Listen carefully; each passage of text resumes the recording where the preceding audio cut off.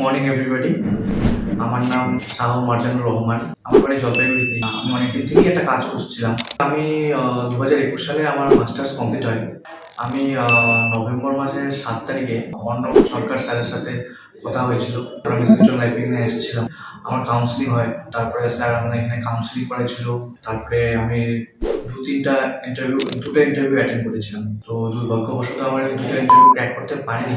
এটা আমার থার্ড অ্যাটেম্পে আমি ইন্টারভিউটা ক্র্যাক করলাম। এটা একটা এমএনসি কোম্পানিতে আমি সেলস কনসালটেন্ট হিসেবে কালকে জয়েন করবো।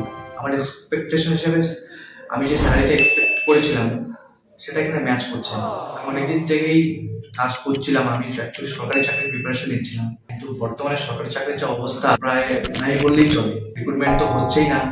তাই আমি সিদ্ধান্ত নিলাম যে আমি প্রাইভেট সেক্টরে আমার নিজের জব কেরিয়ারটাকে গ্রোথ করবো। তারপরে আমি সুইচ লাইফের সাথে কন্ট্যাক্ট করি, এখানে আসি। তো এখানে করতে হয় কি, প্রথমে একটা রেজিস্ট্রেশন করতে হয়, সেটা খুবই স্বল্প মূল্যে।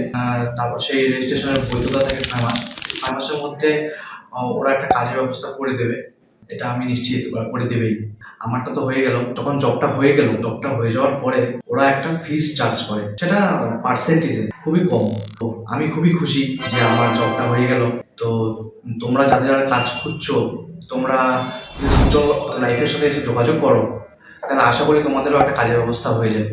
তো তোমরা যারা কাজ করছো, তোমরা সুজন লাইফের সাথে কন্ট্যাক্ট করো, তোমরা আসো।